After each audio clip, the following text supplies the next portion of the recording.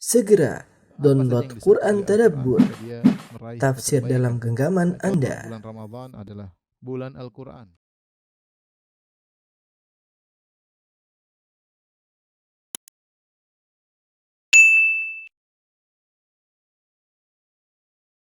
Bismillahirrahmanirrahim. Assalamualaikum warahmatullahi wabarakatuh. Alhamdulillah, salatu wassalamu ala Rasulillah wa ala alihi wa sahbihi. Kita lanjutkan kisah tentang Sulhul Hudaybiyah, perjanjian Hudaybiyah. Jadi Quraisy pertama kali mengirim delegasinya, yaitu Budail bin Warqa Al-Khuzai, dan ternyata mereka tidak senang dengan apa yang kabar yang dibawa oleh Budail bin Warqa Al-Khuzai, dan orang-orang Quraisy tetap bersikeras ya bahwasanya Muhammad dan para sahabatnya tidak boleh masuk dalam kota Mekah. Wala tatahaddatsu bidzalikal Arab, jangan sampai orang-orang Arab, kabilah-kabilah Arab yang lainnya ngomongin kita. Muhammad berhasil masuk kota Mekah dengan paksa, dan tentunya ini adalah memalukan orang-orang Quraisy.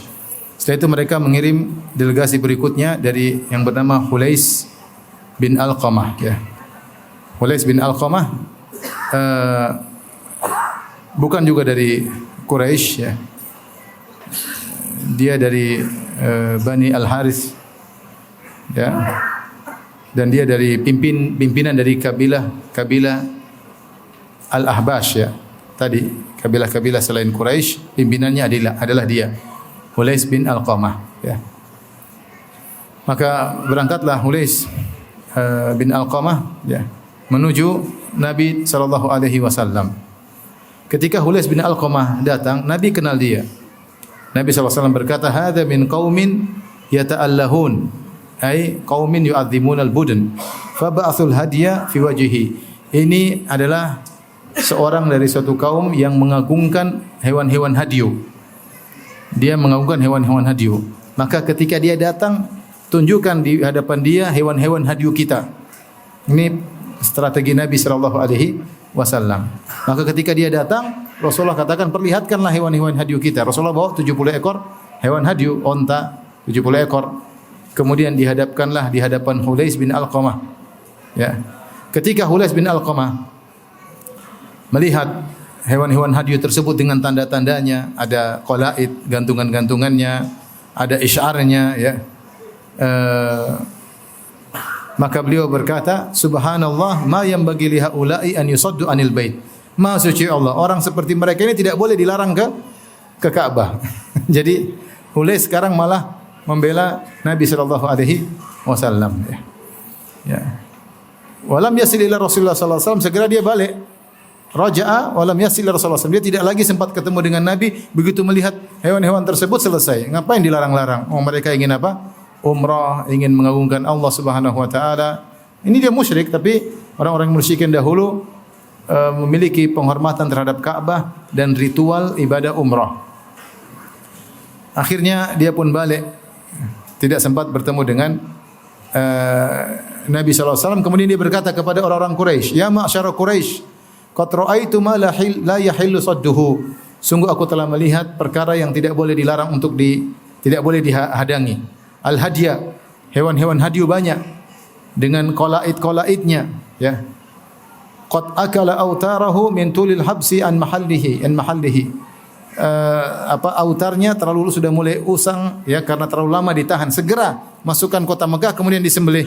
Jangan ditahan-tahan. Ya. Dalam riwayat dia berkata, "Ra'aitul budna qad qullida wa usyirat." Aku telah melihat onta-onta dipasang tali-tali dan telah isyar, yaitu dilukai punuknya sebagai tanda bahwasanya itu untuk disembahkan kepada Ka'bah, itu disembahkan kepada Allah Subhanahu wa taala. Fama ara an yusaddu anil bait. Menurutku mereka tidak boleh dilarang untuk pergi ke Ka'bah. Maka orang-orang Quraisy pun marah, mereka berkata, "Ijlis, innama anta a'rabiyyun la ilma lak." Duduk engkau hanya Arab Badui, tidak punya ilmu. Padahal tadinya dia diutus oleh apa? Quraisy. Jadi utusan kedua gagal juga. Tidak sesuai dengan keinginan orang-orang Quraisy ya. Rasulullah SAW melihat bagaimana metode beliau dalam menghadapi orang berbeda-beda ya. Orang ini modelnya begini, punya strategi sendiri. Orang ini modelnya begini, punya strategi apa? sendiri. Beliau tidak menyamakan semua audiens yang beliau hadapi. Itu yang disebut dengan hikmah. Seorang pandai-pandai menghadapi siapa yang dia hadapi. Setiap orang punya tata cara sendiri. Padahal semuanya orang Quraisy. Kemudian mereka pun mengirim delegasi ketiga. Sekali lagi delegasi ketiga juga bukan Quraisy. Kalau yang pertama Khuzai, yang kedua dari Ahbas, yang ketiga dari Bani Thaqif. Dari Thaqif, ya. Yaitu Urwah bin Mas'ud Ats-Tsaqafi radhiyallahu anhu, waktu masih kafir juga. Urwah bin Mas'ud Ats-Tsaqafi adalah orang yang hebat dan dia bukan orang sembarang. Dia adalah delegasi Arab. Dia sudah sering pergi ke luar negeri, bertemu dengan Kisra, bertemu dengan Kaisar, ya, bertemu dengan Najasyi. Dia sudah melihat banyak pembesar-pembesar. Dia seorang diplomat, ya, gampangannya demikian. Dan dia orang kaya sampai ketika turun Al-Quran kepada Nabi Muhammad SAW, orang-orang protes, orang-orang Quraisy protes. Di antaranya mereka mengatakan harusnya Al-Quran turun kepada Urwah bin Mas'ud Ats-Tsaqafi. Kenapa? Karena dia selain kaya, dia juga orang yang populer dan dia orang diplomat dan dia tahu kondisi alam secara umum ketika itu. Mereka berkata yang Allah abadikan dalam surat Az-Zukhruf, laula nuzzila hadzal Qur'an ala rajulin minal qaryataini azim. Seandainya Al-Quran diturunkan kepada orang lain, bukan kepada Muhammad, tapi kepada orang yang berasal dari dua negeri yang orang tersebut agung. Ada yang mengatakan seandainya diturunkan kepada Al-Walid ibn al-Mughirah, ada yang mengatakan seandainya diturunkan kepada Urwah bin Mas'ud Ats-Tsaqafi. Jadi ini orang hebat, bukan orang sembarang. Makanya dia diutus oleh Quraisy sebagai pembicara kepada Nabi sallallahu alaihi wasallam. Sebelumnya ketika orang Quraisy, ya, mengutus Urwah berkata, "Ya ma'syara Quraisy, inni qad ra'aitu ma yalqa minkum man tab'atsuna ila Muhammadin idza ja'akum min at-ta'nif wa su'il lafzi." Wahai orang Quraisy, sungguh aku telah melihat bagaimana kesudahan setiap orang yang kalian utus kepada Muhammad. Siapa yang kalian utus, kalian malah mencerca dan mengata-ngatainya dengan kasar. Wa qad araftum annakum walidun wa anni waladun. Dan saya ini beda dengan mereka. Kalian tahu kalian adalah bapak, aku adalah anak. Apa maksudnya perkataan Urwah bin Mas'ud Ats-Tsaqafi? Kalian bapak orang Quraisy dan aku adalah anak. Disebutkan bahwasanya Urwah bin Mas'ud Ats-Tsaqafi ibunya adalah dari Quraisy. Ibunya dari Quraisy, bapaknya dari Thaqif, ibunya dari Quraisy, ya. Yaitu Subai'ah bintu Abdi Syams bin Abdi Manaf. Ibunya. Makanya dia mengatakan kalian adalah bapak dan aku adalah anak. Waqad sami'tu billadzi nabakum fajama'tu man ata'ani min qaumi thumma ji'tu hatta asaitukum bi nafsi.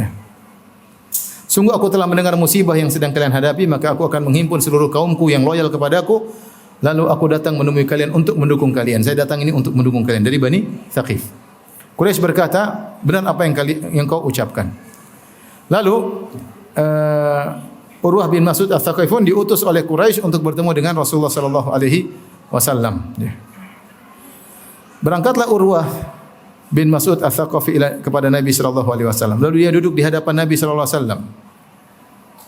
Kemudian dia menyampaikan tawaran, ya. Nabi pun menyampaikan tawaran kepada Urwah sebagaimana yang telah Nabi sebutkan kepada Budail Al-Khuzai dan juga kepada Khulais. Bahwasanya pilihannya begini. Biarkan kami, jangan urusin kami, damai saja. Biar saya dakwah kepada kabilah-kabilah Arab yang lain. Kalau saya kalah, itu kan yang kalian senangi. Kalau saya menang, silakan kalian masuk Islam atau tidak. Kalau masuk Islam, ya saya Quraisy, kalian pun Quraisy. Kalau kalian tidak mau perang sama saya, kalian sudah menghimpun kekuatan. Dan saya akan terus berdakwah dan tidak boleh ada yang mencegahku atau leher saya putus. Rasulullah sampaikan demikian.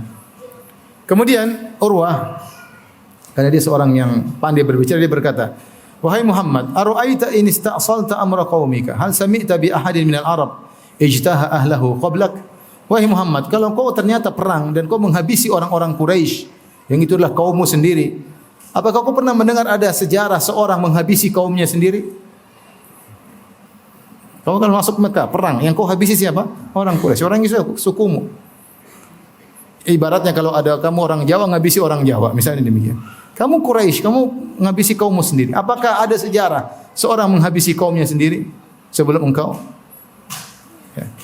Wa in takunil ukhra, kalau ternyata kau yang kalah, kau perang ternyata kau yang kalah, fa inni wallahi la ara wujuhan wa inni la ara awshaban minan nas khaliqan an yafirru wa yada'uka.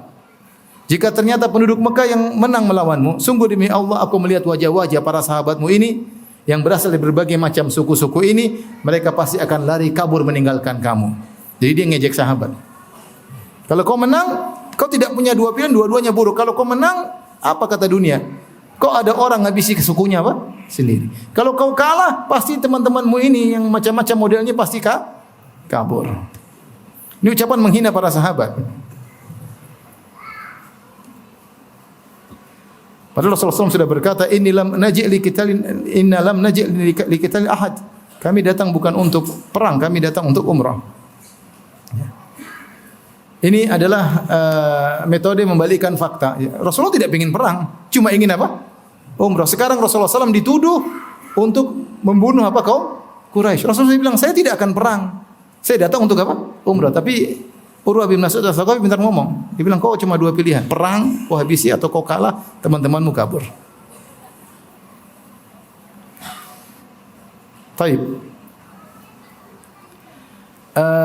Dia menyangka bahwasanya para sahabat, sebagaimana manusia-manusia yang lain, kalau diperangi bakalan kabur ya. Tapi dia lupa bahwasanya para sahabat tidak tahu bahwasanya para sahabat adalah orang-orang yang sangat mulia, yang sangat cinta kepada Nabi sallallahu alaihi wasallam, rela mengorbankan jiwa dan harta mereka untuk Nabi sallallahu alaihi wasallam. Ketika Urwah bin Mas'ud setelah mencela para sahabat, kalau kau diperangi pasti sama teman-temanmu ini kabur semua, maka Abu Bakar yang biasanya pendiam ngamuk. Abu Bakar berkata, coba umsus bibidril lat. Dia bilang, Urwah, isep itu, mohon maaf, kemaluannya Lata. Lata kan dewi perempuan. Itu kemaluan kamu isep aja katanya. Ini perkataan kata para ulama kotor, tapi Abu Bakar bermaksud karena mereka menyembah Tuhan yang mereka namakan putrinya Allah, yaitu Lata. Paham? Dianggap ada Lata dari al-ilah diplesetkan jadi apa? Lata. Anahnu nafirru anhu wa nada'uhu, apakah kami bakalan kabur meninggalkan Nabi? Enggak mungkin kami demikian. Ya. Jadi tidak biasanya Abu Bakar berkata-kata dengan kata-kata yang keras seperti itu, tapi ini karena dia sudah sangat jengkel. Urwah berkata, siapa yang ngomong itu? Orang-orang bilang Abu Bakar, Abu Bakar. Terkenal Abu Bakar. Kata Urwah, amma walladhi nafsi biyadihi laula yadun kanat laka indi lam ajizika biha la ajabtuka ya. Kalau bukan kau punya jasa kepadaku yang belum bisa aku balas, tentu aku akan jawab engkau wahai Abu Bakar. Jadi disebutkan dalam sejarah bahwasanya Urwah pernah menanggung pembayaran diat. Lalu Abu Bakar radhiyallahu anhu membantunya di masa jahiliyah. Abu Bakar kemudian membantunya membayar diat, dan jasa Abu Bakar tersebut belum pernah dibalas oleh apa? Urwah. Jadi Urwah diam aja akhirnya. Ini yang bicara bos. Saya punya utang jasa, mau apa lagi? Ya udah diam aja. Ketika kondisi mulai tenang, Rasulullah SAW bicara dengan Urwah bin Mas'ud As-Saqafi. Urwah pun datang, kemudian dia pegang-pegang jenggot Nabi. Dia pegang jenggot Nabi, datang Al-Mughirah bin Syu'bah. Al-Mughirah bin Syu'bah ini keponakannya Urwah. Dia punya saudara, saya sebutkan nasabnya di buku ya. Jadi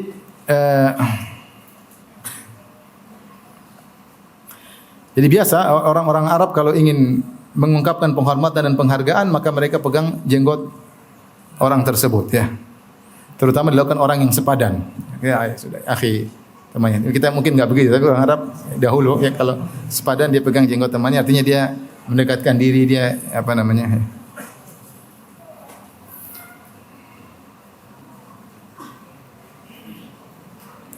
Jadi Mughirah bin Syu'bah namanya Al-Mughirah bin Syu'bah bin Abu Amir bin Mas'ud As-Saqafi. Sebenarnya Urwah namanya Urwah bin Mas'ud As-Saqafi. Jadi kakeknya Al-Mughirah adalah saudara kandungnya Urwah.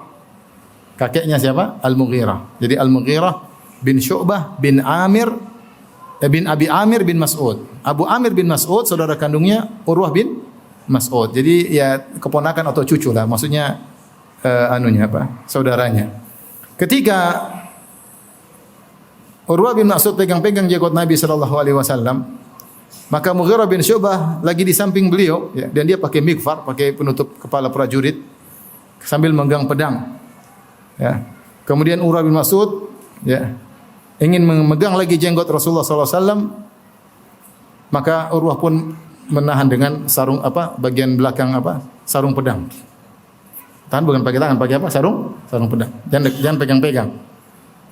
Ya. Dia tidak peduli ini omnya sendiri ya. Jangan sampai ini dia tidak menganggap Urwah sepadan dengan Rasulullah sallallahu alaihi wasallam. Dan dia tidak mau Rasulullah SAW diganggu. Urwah berkata, "Akhir yadaka an lihyati Rasulullah sallallahu alaihi wasallam." Jauhkan tanganmu dari jenggot Nabi sallallahu alaihi wasallam. Urwah tidak kenal ini ternyata ponakannya. Urwah berkata, "Ente siapa?" Ya.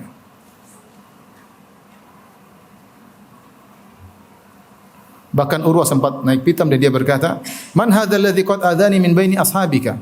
Siapa ini wahai Muhammad? Seorang temanmu yang anak buahmu yang mengganggu saya. Wallahi la ahsabu fikum al-ama minhu wa la asyarra manzilah. Saya melihat ini orang yang paling tercela dan paling buruk ini orang. Jadi enggak tahu itu ternyata ponakannya sendiri. Rasulullah SAW ditanya lagi, siapa ini Muhammad? Rasulullah hanya tersenyum.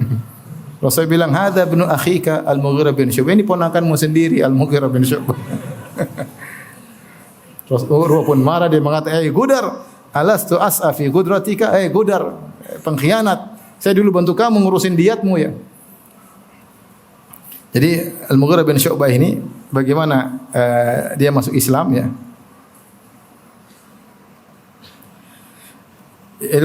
Urwah mengatakan saya bantu kamu dulu ya, karena harus membayar diat akibat pembunuhanmu. Mughirah bin Syu'bah sebelum masuk Islam disebutkan dia pernah pergi keluar bersama 13 orang dari kabilah Thaqif dari Bani Malik, 13 orang. Kemudian Mughirah pun berkhianat, kemudian dia bunuh 13 orang tersebut. Disebutkan sehingga terjadi ketegangan antara Bani Malik dengan keluarganya Urwah, keluarganya Mughirah bin Syu'bah. Akhirnya Urwah bin Mas'ud kemudian membayar dia 13 orang itu. Jadi saya dulu yang tanggung utang pembunuhanmu. Sekarang kau berani larang-larang saya. Ya. Al-Waqidi tentunya periwayatannya dhaif tapi terkadang dinukilkan dalam rangka untuk menyempurnakan rangkaian sirah. Kalau semua periwayatannya dibuang, ada rangkaian yang hilang ya. Intinya Al-Waqidi menyebutkan Al-Mughirah bin Syu'bah pernah mengunjungi Al-Muqawqis di Mesir. Kemudian mereka dengan 13 orang, dia dan 13 orang tersebut dijamu dengan baik. Kemudian 13 orang tersebut dikasih hadiah yang banyak sementara dia kurang dijamu oleh Al-Muqawqis. Akhirnya Al-Mughirah bin Syu'bah pun masih jahiliyah, dia masih kafir. Dia cemburu sama 13 orang tersebut. Di tengah perjalanan mereka semua minum bir, minum khamar, semuanya mabuk kecuali dia. Dia sedikit minumnya. Setelah itu dia bunuh mereka semua, dia ambil hartanya semua. Setelah dia ambil harta 13 orang tersebut, dia kabur kepada Nabi, dia bilang saya masuk Islam. Ini Mughirah bin Syu'bah. Maka Rasulullah SAW mengatakan, saya terima Islamu, amal Islam fa'akbal. Saya terima Islamu, amal mal falastu minhu fi syai'. Adapun harta saya tidak terima. Tidak boleh. Intinya yang ngurusin dia untuk membayar dia 13 orang yang dia bunuh adalah Urwah bin Mas'ud Ats-Tsaqafi. Makanya dia jengkel, dia bilang, "Ya Gudar, wahai pengkhianat, tidak sadarkah engkau bahwa aku yang selama ini berusaha menanggung akibat pengkhianatanmu gara-gara kau bunuh 13 orang tersebut." Setelah itu, para sahabat karena dihina-hina oleh Urwah bin Mas'ud Ats-Tsaqafi, maka para sahabat melakukan sikap-sikap yang luar biasa di hadapan Urwah. Ya. Urwah melihat itu semua. Kata Urwah, "Fa wallahi ma tanakhama Rasulullah sallam nukhamatan illa waqa'at fi kaffi rajulin minhum." Tidak Rasulullah sallam buang ludah kecuali jatuh di salah satu tangan mereka. Tidak ada Rasulullah buang ludahnya jatuh ke tanah. Karena ludah Nabi sallallahu alaihi wasallam berkah. Sahabat rebutan. Tidak ada ludah Nabi yang jatuh ke tanah. Setelah kena tangan mereka, mereka segera mengusap di wajah mereka. Karena ludah Rasulullah SAW berkah. Usap di wajahnya, di tangan mereka. Wala yasqutu min sya'rihi syai'un illa akhadhu. Tidak ada satu helai rambut Nabi yang jatuh kecuali mereka ambil. Wa idza amarahum ibtadaru amrahu. Kalau Nabi perintahkan mereka, mereka segera melaksanakannya. Wa idza tawadda'a kadu yaktatiluna ala wudu'ihi. Kalau Rasulullah SAW berwudu, mereka rebut-rebutan sisa air wudu Nabi SAW karena sisa air wudu Nabi berkah. Wa idza takallama khafadu aswatahum indahu. Kalau Rasulullah SAW berbicara, semuanya diam. Wa ma yuhidduna ilaihi an-nazar ta'dhiman lahu. Tidak ada yang melihat Nabi dengan tajam karena mereka mengagungkan apa? Nabi sallallahu alaihi wasallam. Ini semua dilihat oleh Urwah bin Mas'ud Ats-Tsaqafi. Seakan-akan para sahabat sengaja melakukan itu untuk membantah tuduhan dia bahwasanya kalau kau diserang Muhammad ini kabur semua. Gimana mau kabur? Kita sama Nabi sangat apa? Mengagungkan. Jadi seakan-akan sahabat sengaja melakukan tersebut di hadapan Urwah bin Mas'ud Ats-Tsaqafi, menunjukkan mereka sangat cinta dan mengagungkan Rasulullah SAW. Mereka rela mengorbankan jiwa raga mereka untuk Nabi SAW. Akhirnya Urwah bin Mas'ud pun pulang ketemu orang-orang Quraisy. Dan Urwah terpesona dengan sikap para sahabat kepada Nabi SAW. Dan dia berkata, "Ya kaum, wahai orang-orang Quraisy kalian, wallahi laqad wafattu 'alal muluk." Saya telah pernah datang ke raja-raja, semua raja-raja saya pernah datang. Wafattu 'ala Qaisar, saya pernah datang kepada raja Romawi Qaisar. Wa Kisra, saya pernah menemui raja Persia itu Kisra. Wan Najasyi, saya pernah ketemu dengan raja Habasyah Najasyi. Wallahi in ra'aitu malikan qat yu'azzimuhu ashabuhu ma yu'azzimu ashabu Muhammadin sallallahu alaihi wasallam Muhammadan sallallahu alaihi wasallam. Aku tidak pernah melihat seorang raja pun yang pengikutnya mengagungkannya sebagaimana sahabat-sahabat Muhammad mengagungkan siapa? Muhammad sallallahu alaihi wasallam. Kemudian dia jelaskan, lihat, tidaklah Rasulullah sallallahu alaihi wasallam buang ludah kecuali mereka rebutkan ludahnya. Tidak ada rambut yang jatuh kecuali mereka ambil. Kalau sudah buang ludah, mereka ambil ludah Nabi, mereka usapkan di wajah dan kulit mereka. Kalau Rasulullah SAW perintah, mereka langsung kerjakan. Kalau Rasulullah SAW berwudu, mereka rebut-rebutan sisa wudu Nabi SAW. Kalau Rasulullah ngomong, mereka semua diam. Mereka tidak pernah memandang Nabi dengan pandangan yang tajam karena penghormatan kepada Nabi SAW. Wa innahu qad arada alaikum khuttata rusydin faqbaluha.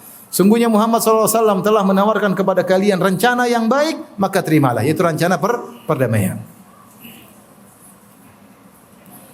Dengan syarat biarkan kami umrah, jangan ganggu, terus pulang, selesai kami umrah pulang.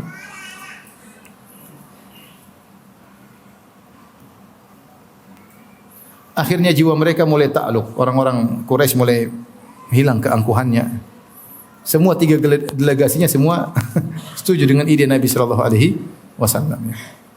Namun di sana ada sebagian pemuda yang tidak puas dengan hal tersebut. Maka ada 80 orang pemuda, malam-malam mereka datang ke tempat camp Nabi Muhammad sallallahu alaihi wasallam di Hudaybiyah dan mereka hendak membunuh Nabi sallallahu alaihi wasallam. Serius mereka. Namun ternyata alhamdulillah pasukan penjaga kaum muslimin ketat dipimpin oleh Muhammad bin Maslamah radhiyallahu anhu. Akhirnya Muhammad bin Maslamah berhasil menangkap 80 orang itu semuanya. Setelah itu Rasulullah SAW maafkan mereka, Rasulullah SAW kemudian lepaskan mereka. Ya. Inilah turun firman Allah Subhanahu wa taala, "Huwallazi kaffa aydiyahum ankum wa aydiyakum anhum bi batni Makkah min ba'di an adfarakum alaihim wa kana Allah bima ta'maluna basira." Dialah Allah yang telah mencegah tangan mereka dari membunuh kalian dan juga Allah telah mencegah kalian untuk membunuh mereka padahal kalian telah menguasai mereka. Subhanallah, kalau Rasulullah kemudian membunuh 80 orang ini karena mereka ingin bunuh Nabi SAW, tentu buyar segala perjanjian damai. Pasti terjadi pertumpahan apa? Darah. Rasulullah sudah tangkap mereka, Rasulullah SAW bebaskan mereka. Akhirnya Rasulullah SAW berfikir untuk mengutus utusan kepada mereka. Yang dipilih adalah Utsman bin Affan radhiyallahu taala anhu. Balik Rasulullah SAW ingin kirim utusan kepada orang-orang Quraisy. Pertama kali Rasulullah SAW mengutus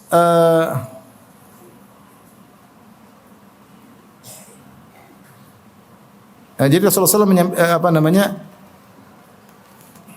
masih ada delegasi yang berikutnya, yang keempat itu Mikras bin Hafs. Ya. Kata Al-Miswar bin Makhramah, "Tsumma ba'athu ilaihi Mikras bin Hafs bil Akhyaf, ahad Bani Amir bin Lu'ay. Falamma ra'ahu Rasulullah SAW qala hadha rajulun ghadir."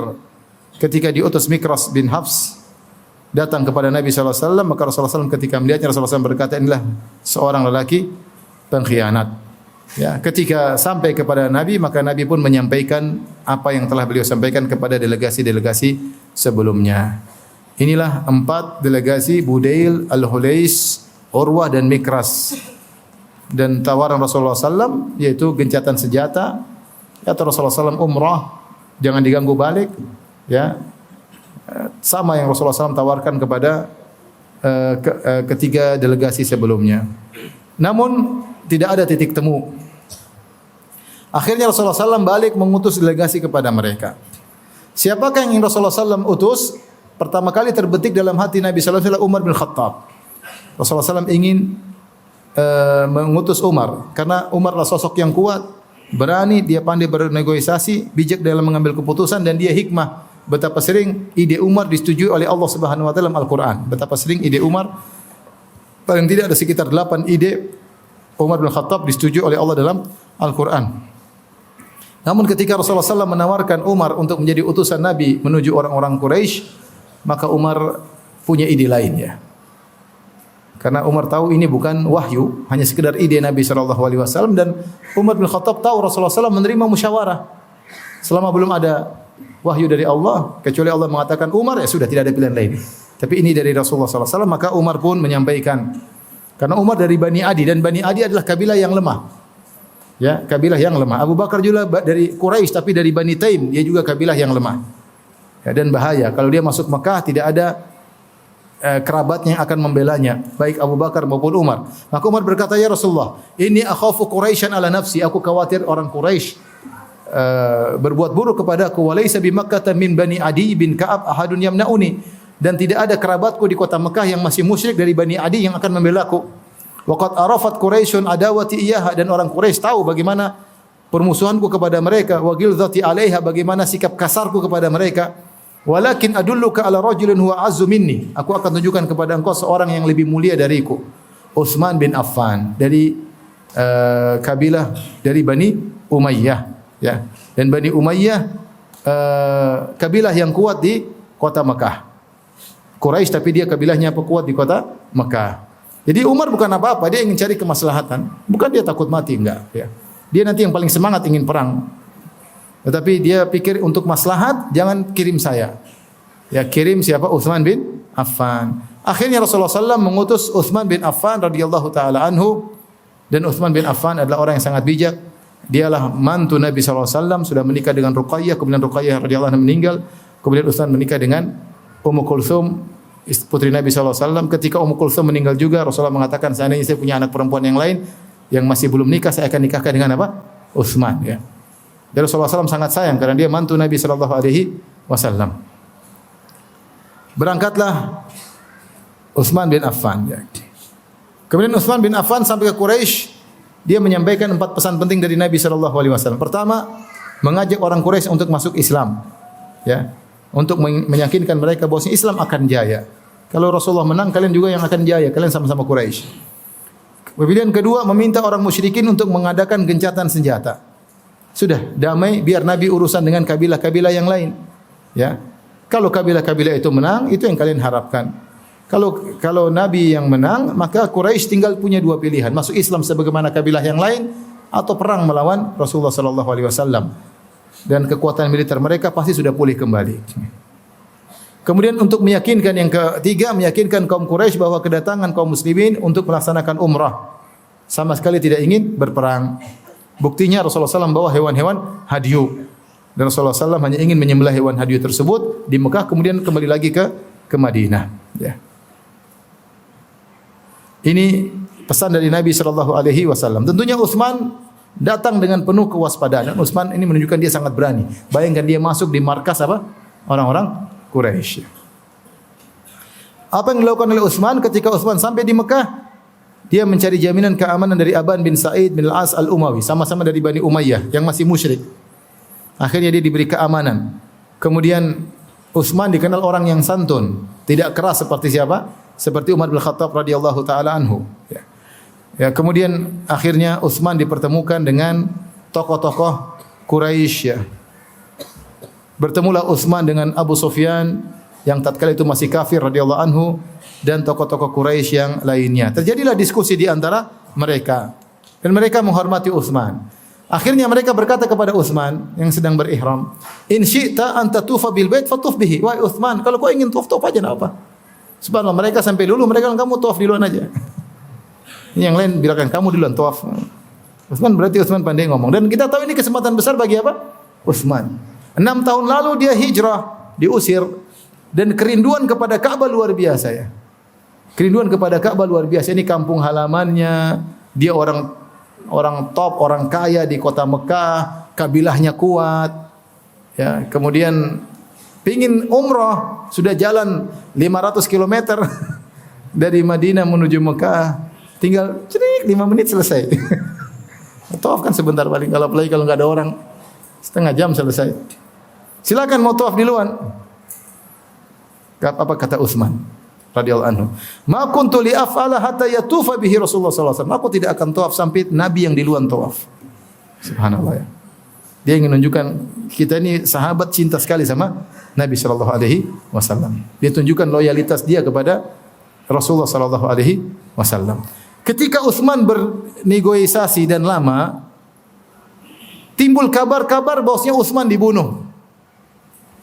Ada isu Utsman dibunuh. Rasulullah SAW tidak tahu gaib. Wah, ada kabar bahwasanya Utsman dibunuh. Melihat kondisi ini bahwasanya delegasi beliau yaitu Utsman bin Affan radhiyallahu anhu dibunuh, maka akhirnya Rasulullah SAW mengambil baiat dari para sahabat. Itulah disebut dengan baiatur ridwan yang Allah abadikan dalam Al-Qur'an. Laqad radhiyallahu 'anil mu'minin idh yubayyi'unaka tahta asy-syajarah fa'alima ma fi qulubihim. Sungguh Allah telah ridha kepada kaum mukminin yang membaiat engkau di bawah sebuah pohon. Sebab baiat tersebut karena Utsman terlambat balik, sehingga disangka Utsman bin Affan telah dibunuh oleh orang-orang Quraisy, ya. Maka Rasulullah SAW berkata, la nabrah hatta nunajizal qaum. Kita tidak akan beranjak dari Hudaybiyah sampai kita habisi mereka, perang. Kalau Utsman sampai dibunuh. Akhirnya mulailah para sahabat membaiat Rasulullah sallallahu alaihi wasallam. Semuanya membaiat, di antaranya Salamah bin Aqwa, Umar bin Khattab radhiyallahu anhu, Abdullah bin Umar radhiyallahu anhu, Abu Bakar dan seluruh para sahabat. Banyak kisah tapi kita loncatin aja ya. Adapun Utsman bin Affan, karena dia tidak hadir, maka Rasulullah SAW mengambil tangan kanannya. Rasulullah SAW berkata, hadhihi yadu Utsman. Utsman baiat sama saya. Ini tangan ini perwakilan dari siapa? Utsman. Hadhihi li Utsman. Ini baiat Utsman, saya wakilkan. Kata Nabi sallallahu alaihi wasallam, ya. Rasulullah ingin menjelaskan bahwasanya Utsman meskipun tidak baiat, tapi dia diwakilkan oleh siapa? Nabi sallallahu alaihi wasallam, sehingga dia ikut serta dalam baiat tersebut. Apa isi baiat ridwan? Baiat ridwan ada yang berkata, dua pendapat di kalangan para sahabat. Ada yang mengatakan sebagaimana dikatakan Jabir bin Abdullah, innama bay'anahu ala alla nafir. Kami membaiat Rasulullah agar yaitu kami tidak bakalan kabur, bertahan melawan orang-orang Quraisy. Sementara Salamah bin Aqwa mengatakan alal maut. Kami membaiat Rasulullah ketika itu untuk siap mati. Untuk apa siap? Siap mati. Dua pendapat ini tidak ada pertentangan. Artinya kami baiat untuk tidak kabur dan siap untuk apa? Untuk mati. Semua yang membaiat Nabi 1.400 orang semua dijamin surga. Kata Rasulullah SAW, kullukum makfurun lahu illa sahibal jamalil ahmar. Semua kalian diampuni kecuali pemilik onta merah tersebut, yaitu orang munafik yang ikut serta, yaitu Jad bin Qais. Jad bin Qais ketika Rasulullah mulai ambil baiat, dia pura-pura cari barang di belakang ontanya. Dia enggak mau baiat. Dia sembunyi di belakang ontanya. Rasulullah bilang, semua kalian 1.400 orang diampuni. Semua kalian masuk surga kecuali orang ini. Karena dia orang apa? Munafik. Sudah kita sampaikan di awal pengajian, yang ikut serta 1.400 orang semuanya orang baik kecuali satu orang munafik. Ketika ditanya dia berkata, kenapa kau tidak ikut baiat? Wallahi la an ajida dhallati ahabu ilayya min an astaghfir li sahibukum. Saya lagi cari barang saya. Saya lebih senang ketemu barang saya daripada didoain oleh teman kalian itu, ya. Dia enggak mau. Kata Rasulullah SAW, la yadkhulannal jannata man bai'a tahta syajarah. Sungguh semua yang baiatku di bawah sebuah pohon, semuanya masuk surga. Ini di antara sahabat-sahabat yang dipastikan masuk surga, seluruh peserta baiat ridwan, semuanya dijamin masuk surga. Dan Allah telah mengatakan, laqad radhiyallahu 'anil mu'minin, sungguh Allah telah meridai mereka. Makanya orang Syiah bingung dengan ayat-ayat seperti ini. Mereka mengkafirkan seluruh sahabat kecuali cuma 4 orang, ya. Terus ini sahabat-sahabat yang dijamin masuk surga gimana? Allah mengatakan sungguh Allah telah ridha kepada mereka. Mereka 1.400 apa? Orang. Bahkan Rasulullah mengatakan, la yadkhulun nar ahadun mimman bai'a tahta syajarah. Tidak seorang pun yang membaiatku di bawah sebuah pohon masuk neraka, enggak ada. Ada di antara mereka namanya Hatib bin Abi Balta'ah. Hatib bin Abi Balta'ah memiliki dua keistimewaan. Beliau ikut perang Badar dan beliau juga radhiyallahu anhu ikut membaiat Nabi dalam baiat Ridwan. Ya, Hatib ternyata punya kesalahan. Dia berbuat kasar kepada budaknya. Budaknya dikasarin, dia jengkel akhirnya. Sampai dia berkata, saking jengkelnya dia berkata, "Ya Rasulullah, la yadkhulanna Hatibun nara." Wahai Rasulullah, ini majikanku Hatib pasti masuk neraka. Kata Rasulullah, "Kadzabta, tidak mungkin, kau dusta. Fa innahu syahida Badran wal Hudaybiyah." Dia enggak bakalan masuk neraka karena dia pernah ikut perang Badar dan pernah ikut perjanjian apa? Pernah baiat apa? Ridwan. Ya dia salah tapi jangan bilang masuk neraka. Dia pasti masuk surga. Masalah sama kamu sabar intinya nih. Dan Hatib melakukan kesalahan dua kali. Nanti akan kita bahas ketika masalah Fatu Makkah. Baik,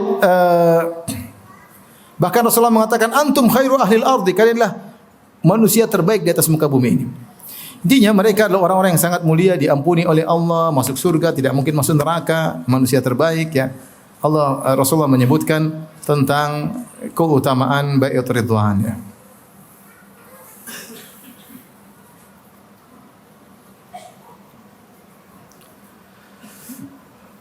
Baik, kita lanjut ya.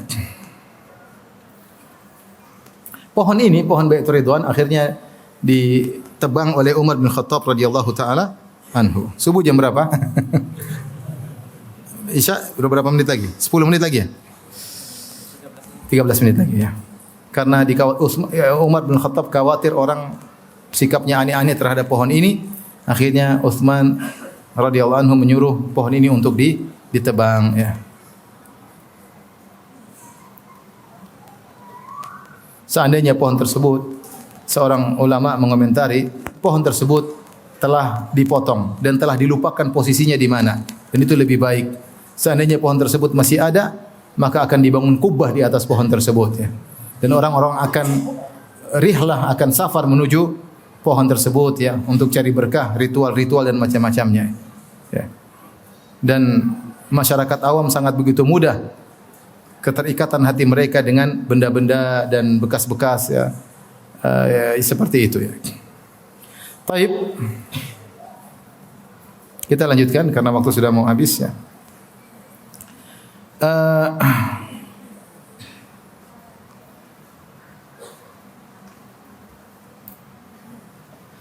Akhirnya ternyata Utsman tidak meninggal dunia dan akhirnya orang-orang Quraisy mengutus Suhail bin Amr. Suhail bin Amr ini orang Quraisy. Sudah, ini utusan terakhir. Mereka setuju bikin apa? Perundingan apa? Perjanjian. Mau tidak mau ya.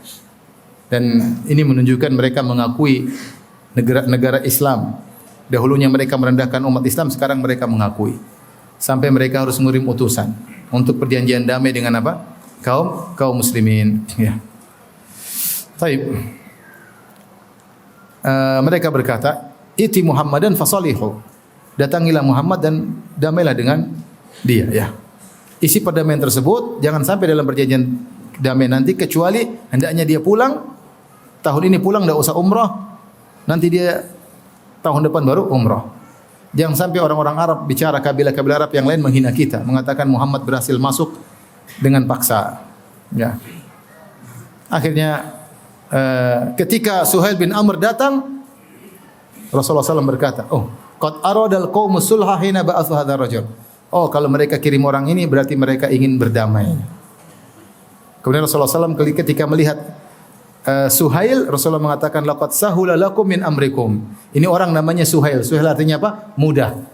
Insyaallah urusan kita apa jadi mudah gara-gara si Suhail. Insyaallah. Optimis, ini sifat apa? Tafaul, optimis ya.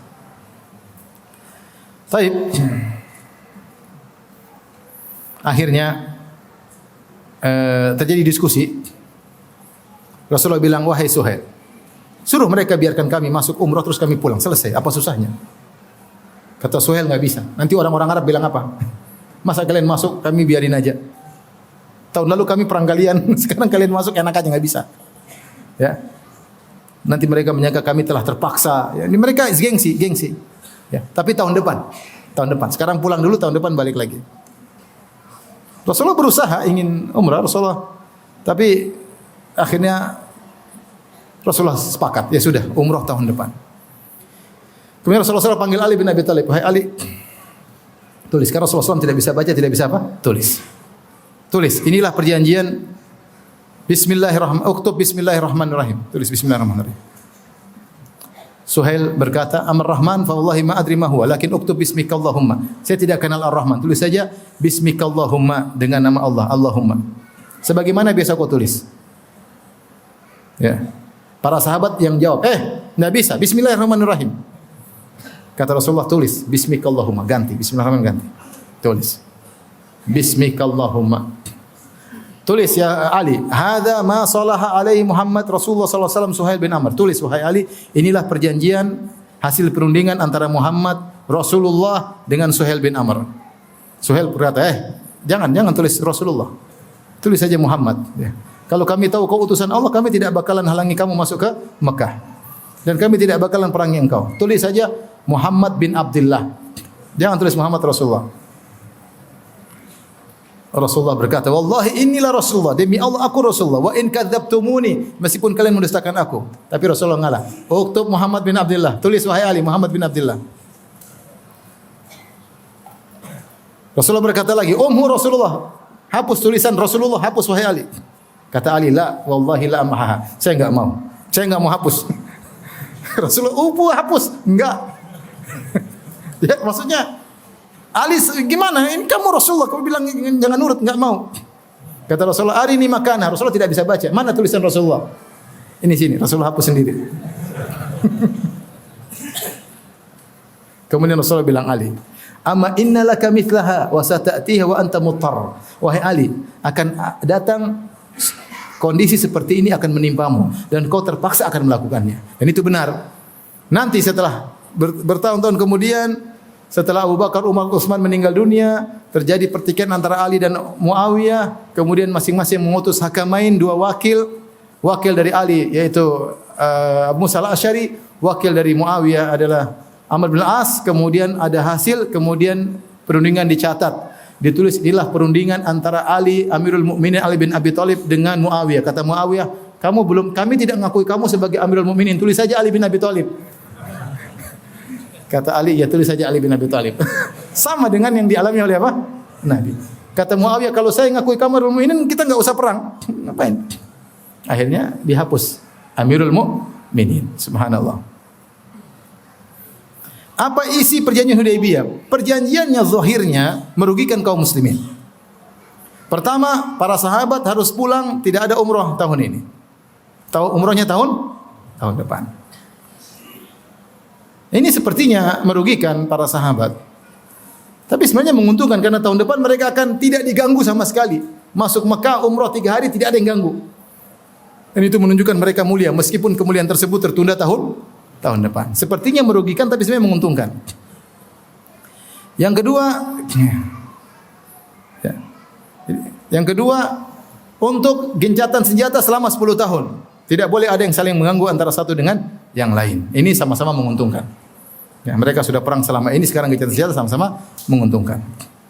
Yang ketiga, siapa yang ingin masuk berkoalisi dengan grupnya Rasulullah, silakan. Siapa yang ingin berkoalisi dengan grupnya Quraisy, silakan.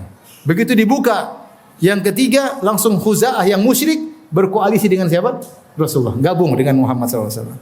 Karena Khuza'ah dari dulu loyal sama Bani apa? Hashim. Sementara Bani Bakar gabung dengan Quraisy.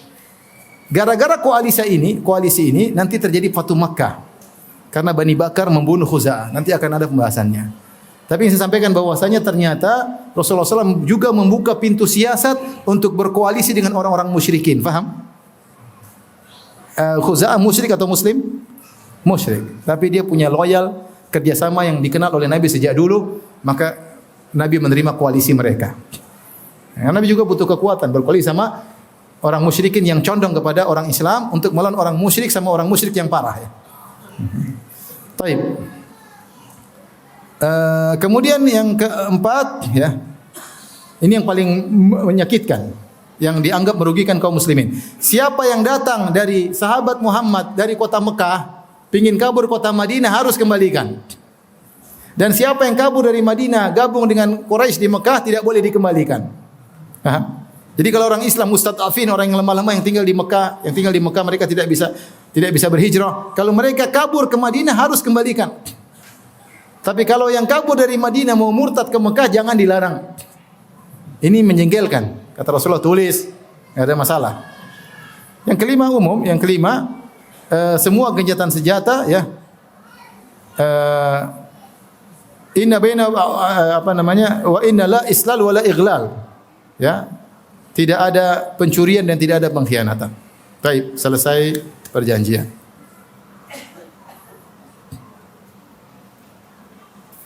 Tapi ingat dalam perjanjian tidak ada poin-poin membenarkan kesyirikan, enggak ada sama sekali. Faham? Masing-masing agamanya ini politik saja, politik di antara politik dua negara yang saling berperang. Tidak ada kamu harus mengakui agama saya, enggak ada. Ya masih politik. Enggak ada urusan membenarkan kesyirikan. Apa yang terjadi ikhwan?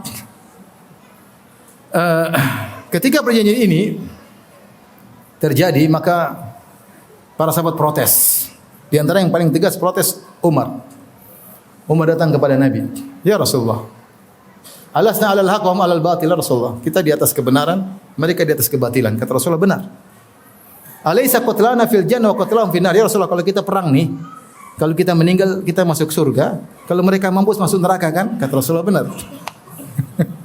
"Falima nu'ti daniyata fi din?" Ngapain kita mengalah ya Rasulullah? Kata Rasulullah SAW, ya, ini Rasulullah, saya ini utusan Allah Subhanahu wa taala. Walastu a'sih, dan aku tidak akan bermaksiat kepadanya. Wa huwa nasiri, dia akan menolongku. Rasulullah ingin jelaskan ini wahyu. Rasulullah mengatakan lastu a'sih, aku tidak bisa bermaksiat kepadanya. Ini yang setuju juga siapa? Allah. Kemudian Umar berkata, "Bukankah kau berkata bahwasanya kau bermimpi kita akan umrah? Kita akan masuk tawaf, kemudian cukur gundul, cukur pendek ya Rasulullah." Kata Rasulullah, "Benar. Tapi apakah saya bilang tahun ini?" Enggak sih. Enggak sih. Kita akan umrah, kita akan cukur gundul, tapi bukan tahun ini. Umar maunya perang aja.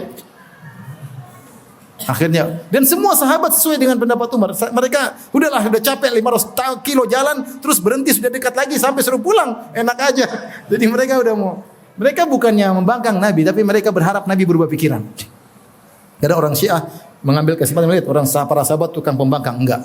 Karena Rasulullah dianggap masih bisa diajak berunding. Kemudian Umar datang kepada Abu Bakar, "Ya Abu Bakar, bukankah kita atas kebenaran?" Kata Abu Bakar, "Ya benar." "Bukankah kalau kita perang kita mati masuk surga, mereka mampus masuk neraka?" Kata Abu Bakar, "Benar." "Terus kenapa kita ngalah?" Kata Abu Bakar, "Sungguhnya dia Rasulullah. Dia tidak akan bermaksiat kepada Tuhannya dan Tuhannya pasti akan menolongnya." Umar bilang lagi, "Bukankah dia bilang kita akan gundul?" Kata Abu Bakar, "Apakah dia bilang tahun ini?" Enggak. Subhanallah, ini di antara takwanya Abu Bakar.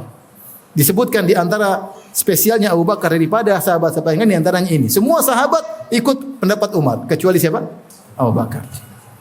Dia punya keistimewaan banyak ya. Di antaranya itu, ketika perang Badar yang menemani Nabi berdoa cuma siapa? Abu Bakar. Yang lain semua perang yang menemani Nabi berdoa siapa? Abu Bakar di Arish. Semacam kemah kecil. Yang lain perang mereka berdua berdoa. Yang menemani Nabi ke dalam tidur dalam gua siapa? Abu Bakar. Kalau Nabi sakit yang jadi imam siapa? Abu Bakar. Dan banyak keistimewaan beliau. Yang menginfakkan seluruh hartanya siapa? Abu Bakar ketika hijrah dan ketika perang Tabuk. Cuma Abu Bakar sendiri. Di antara keistimewaan, semua orang sepakat dengan Umar kecuali Abu Bakar radhiyallahu anhu.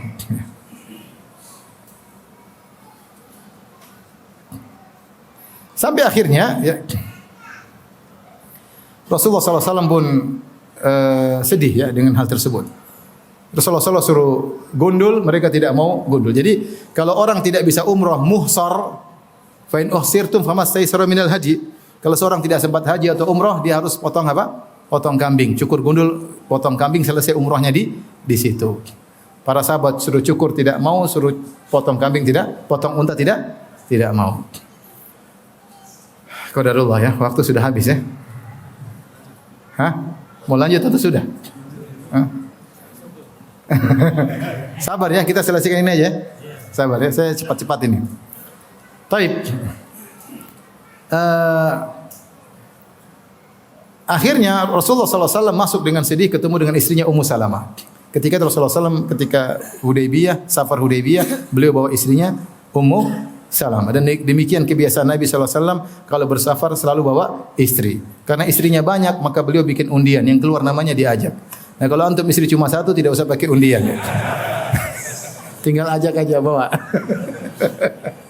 Baik, ikhwan, sebelum kita lanjutkan, kenapa sahabat begitu ingin perang dan sudah pokoknya umrah, perang enggak ada masalah, mati masuk surga ya.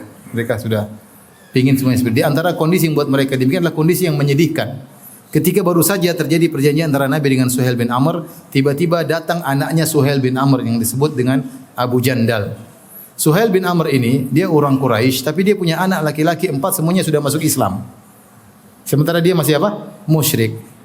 Dan dia belenggu anaknya. Di antara yang dia belenggu anaknya disebut dengan Abu Jandal. Dia belenggu agar tidak hijrah ke kota Madinah. Tapi qadarullah ketika itu anaknya ternyata berhasil apa? Kabur dari rumahnya sambil membawa sebagian belenggu di tubuhnya. Maka kemudian dia datang menuju Nabi SAW. Ya. Kemudian dia minta, ya Rasulullah, selamatkanlah aku. Yaitu dia ingin gabung dengan pasukan kaum muslimin. Melihat hal tersebut, maka Suhail langsung berkata, "Ya hadza ya Muhammad, awwalu ma uqadhika alaihi an taruddahu ilayya." Ini praktek pertama dari janji kita. Apa janji kita? Kalau ada yang kabur dari kota Mekah harus dikembalikan. Ini orang nomor 1 yang harus dikembalikan. Bayangkan dia sudah kabur dari rumah, kemudian bawa belenggu, dibelenggu, kabur. Sudah ketemu dengan Nabi dan para sahabatnya, sudah minta tolong, kata Abu Jandal enggak, kembalikan. Kalau kata Suhail, kembalikan anak aku ini. Kalau tidak, enggak ada perjanjian. Kata Rasulullah SAW, fa'ajiz huli, kecualikan yang ini. Ini biar aja balik. Kata Suhail, enggak ada, enggak bisa. Ma'ana bimujizihi laka, enggak ada. Kata Rasulullah, bala faf'al, lakukanlah, kecualikan yang ini, biarkan dia kembali. Kata Suhail, aku tidak akan melakukannya. Rasulullah bilang, wahai Abu Jandal, kembali ke Mekah. Kata dia, ya ma'syarul muslimin. Situ ada Umar. Wahai kaum muslimin sekalian, ada Umar, ada jagoan-jagoan. Selama bila aqwa, ada jagoan-jagoan semua di situ, para sahabat. Ataruddunani ila ahli syirk, fayaftinunani fi dini. Apa kalian ingin kembalikan aku ke orang-orang musyrikin? Mereka bisa bikin aku murtad. Bayangkan. Kalian biarkan aku kembali, aku nanti bisa murtad, kata dia. Kata Rasulullah, ya Aba Jandal isbir. Sampai datang Suhail nampar si anak itu di depan para sahabat. Kita bayangkan kita di posisi sahabat kan. Udah perang aja mati ini, udah kabur jauh-jauh suruh pulang. Rasulullah bilang, ya Aba Jandal isbir wahtasib. Wahai Abu Jandal, bersabar dan berharaplah pahala. Kemudian Rasulullah kasih isyarat, fa inna Allah azza wa jalla ja'ilun laka wa liman ma'aka minal mustat'afina farajan wa makhraja. Insyaallah niscaya Allah akan menjadikan bagi engkau dan orang-orang yang mustat'afin yang tidak bisa hijrah dari kota Mekah menuju Madinah, Allah akan berikan solusi jalan keluar. Inna qad aqadna bainana wa bainal qaum sulhan. Kami sudah terlanjur bikin, Rasulullah minta uzur. Rasulullah sudah berusaha tapi enggak mau Suhail. Kata Rasulullah, kami sudah terlanjur bikin perjanjian. Fa atainahum ala dzalik, dan kami setuju dengan poin-poin perjanjian tersebut dan mereka pun setuju dengan poin-poin ini. Wa inna lan naqdira bihim, dan kami tidak akan berkhianat. Ya.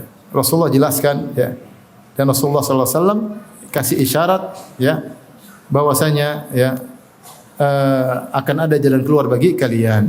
Akhirnya Abu Jandal pun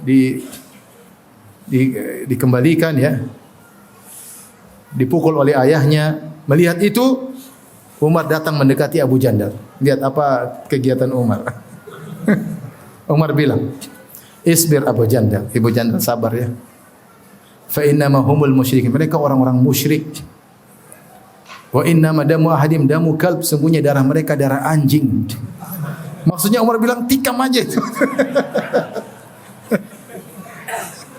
Kata Umar, dia bilang mengatakan, saya berharap Abu Jandal ambil pedang tikam bapaknya. Itu harapan Umar, makanya ingat ya musyrikin, darah anjing ya. Tapi sabar. Kata Umar, saya berharap dia mengambil pedang dan memenggal ayahnya, tapi ternyata dia enggan melakukannya. Tapi seandainya kalau Abu Jandal terprovokasi, kemudian bunuh Suhail, selesai urusan, tidak ada perdamaian. Delegasi dibunuh ya. Semua hikmah dari Allah Subhanahu wa taala. Ya. Baik, itulah kenapa Umar kemudian tidak mau pulang, maunya perang aja. Di antara sebabnya demikian ya. Karena kondisi yang menyedihkan ya. Sampai akhirnya belakangan baru Umar sadar ya, bahwasanya apa yang dilakukan itu salah. Ternyata perjanjian Hudaybiyah itu Allah namakan dengan Fathan Mubina. Ternyata di balik perjanjian tersebut banyak maslahat akan kita sebutkan nanti. Maka Umar berkata, "Ma ziltu asumu wa atasaddaqu wa usolli wa u'tiq." Aku terus berpuasa sunnah, terus bersedekah, aku selalu salat sunnah dan aku merdekakan budak minalladzi sana'tu makhafata kalamil ladzi takallamtu bi yauma id. Karena apa yang aku lakukan ketika peristiwa Hudaybiyah, atas kata-kataku yang aku keluarkan kepada Nabi, kepada Abu Jandal, dan aku berharap perbuatan kebaikan-kebaikan tersebut menjadi baik bagiku. Dia ingin bertobat dari perkataannya tersebut dengan banyak melakukan amal saleh. Artinya dia menyesal dengan perkataannya tersebut. Kita lanjutkan. Akhirnya Rasulullah SAW suruh bertahallul. Namun karena mereka hukumnya muhsar, tertahan, mereka tidak mau karena berharap masih Rasulullah bisa berubah pikiran. Akhirnya Rasulullah SAW ketemu Ummu Salamah dalam kondisi sedih. Kata Ummu Salamah, "Wahai Rasulullah, sudah kamu keluar ketemu mereka, enggak usah banyak ngomong sama mereka, jangan ngomong sama seorang pun dari mereka. Panggil tukang cukurmu, cukur rambutmu." Sudah Rasulullah keluar dari kemahnya, mendengar nasihat dari istrinya Ummu Salamah, dia panggil tukang cukurnya botak Nabi. Begitu sahabat melihat Nabi botak, selesai, enggak ada urusan. Semua langsung botak. Karena enggak bisa ditunda, rambut tumbuh kembali, sudah enggak bisa, sudah botak selesai. Berarti tidak akan berubah keputusan Nabi. Ketika mereka tahu keputusan Nabi tidak akan bakalan berubah, mereka langsung nurut. Kemudian mereka pulang dari Hudaybiyah. Dan ketika pulang dari Hudaybiyah, Allah turunkan inna fatahna laka fatham mubina. Kami berikan kepada engkau kemenangan yang nyata. Apa kemenangan tersebut? Subhanallah. Dengan perjanjian damai tersebut, ya, yang ternyata hanya berjalan 2 tahun bukan 10 tahun karena ada pengkhianatan Bani Bakar membunuh Khuza'ah. Koalisi membunuh apa? Koalisi. Maka kemudian terjadi Fatu Makkah. Selama 2 tahun tersebut ternyata kaum muslimin berinteraksi dengan orang-orang musyrikin dengan nyaman, mereka bisa mendengar dengan nyaman, dengan pikiran jernih tentang Islam. Akhirnya dalam 2 tahun tersebut banyak yang masuk Islam. Kaum muslimin yang tadi jumlahnya 1.400 ditambah mungkin munafik-munafik jadilah 2.000. Ketika Fatu Mekah jadi 10.000. Berarti ada 8.000 orang masuk Islam dalam waktu 2 tahun. Yang Nabi berdakwah 13 tahun di Mekah sama 6 tahun di Madinah, 19 tahun, jumlah kaum muslimin cuma sekitar 2.000 orang. 2 tahun berikutnya jadi 10.000. Berarti naik berapa? 8.000. Ternyata di balik Hudaybiyah ada kemenangan yang luar biasa. Di antara kemaslahatan perjanjian Hudaybiyah, ternyata Rasulullah ketika bergencatan senjata dengan orang-orang musyrikin Quraisy, maka Rasulullah SAW langsung perang melawan orang-orang Yahudi di Khaybar. Dan Rasulullah bisa pastikan orang Quraisy tidak bakalan bantu siapa? Yahudi di Khaybar. Sehingga Rasulullah SAW tafarraq, bisa konsentrasi untuk menyerang Yahudi Khaybar pada tahun 7 Hijriah dan akhirnya menaklukkan kota apa? Khaybar. Itu di antara kemenangan yang nyata. Di antaranya inilah sebab terjadi Fatu Makkah. Karena ternyata orang Quraisy berkhianat, dia membantu Bani Bakar untuk menyerang Khuza'ah. Akhirnya Khuza'ah lapor kepada Nabi SAW. Akhirnya Rasulullah siapkan pasukan 10.000 untuk menaklukkan kota Makkah. Subhanallah. Wa asa an takrahu syai'an wa huwa khairul lakum. Bisa jadi kau benci sesuatu ternyata baik bagimu. Bagaimana kisah Abu Jandal? Selain Abu Jandal ada namanya Abu Basir. Abu Basir ini kabur dari Mekah, kabur melarikan diri sampai di kota Madinah. Ketika sampai di kota Madinah sesuai dengan perjanjian, orang Quraisy kirim 2 orang, itu ambil kembali. Ya Rasulullah, enggak ada, pulang kata Rasulullah. Kata Rasulullah, Allah akan kasih kau jalan apa? Keluar. Kau akan menyalakan api perang jika ada beberapa orang bersamamu. Rasulullah kasih isyarat. Akhirnya dia dibawa kabur. Rasulullah bilang sabar, dibawa pulang ke kota Mekah. Di tengah perjalanan ini Abu Basir ngomong sama 2 orang tersebut. Dia bilang, pedangmu bagus sekali. Oh iya bagus. Ini perang saya sudah buktikan beberapa perangan. Ini pedang hebat. Saya boleh lihat enggak? Boleh dia langsung bunuh. Yang satu kabur. Yang satu kabur ke Madinah. Akhirnya dikejar. Akhirnya Rasulullah tidak mungkin terima, pulang kata. Akhirnya ketika Abu Basir disuruh pergi, dia pun kabur ke tempat namanya Sifal Bahar. Agak jauh dari kota Madinah. Kemudian ternyata dia bermarkas di situ. Akhirnya banyak orang yang kabur, di antaranya Abu Jandal kabur ketemu dia. Akhirnya mereka bikin geng, bikin sekelompok orang yang akhirnya membantu karena mereka sudah di luar perintah Nabi sallallahu alaihi wasallam, paham? Mereka di luar perintah. Nabi bilang suruh kembali, mereka kembali. Mereka intinya di luar perintah Nabi sallallahu alaihi wasallam, ya, sehingga mereka bikin kelompok di situ. Akhirnya setiap ada kafilah dagang mereka ganggu. Akhirnya orang Quraisy bilang, "Sudah, yang kabur ke Madinah, biar ke Madinah saja, enggak usah balik." Jadi keuntungan kepada siapa? Kepada kaum muslimin. Kalau ada orang Madinah lari ke Mekah, enggak apa-apa, murtad ngapain tinggal di Madinah, bikin pusing kota Madinah saja. Dan murtad pergi sana gabung sama yang orang Mekah. Jadi sebenarnya poin-poin tersebut yang kelihatannya merugikan kaum muslimin ternyata apa? Menguntungkan. Makanya sahabat kalau enggak salah, saya bacakan ya.